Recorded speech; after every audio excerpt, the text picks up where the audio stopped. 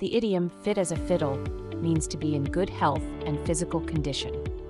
It is often used to describe someone who is strong, energetic, and full of life.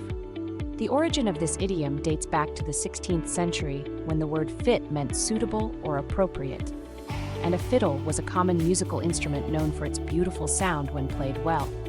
For example, if someone asks how you are feeling and you respond with, "I'm fit as a fiddle," you are letting them know that you are feeling great and healthy.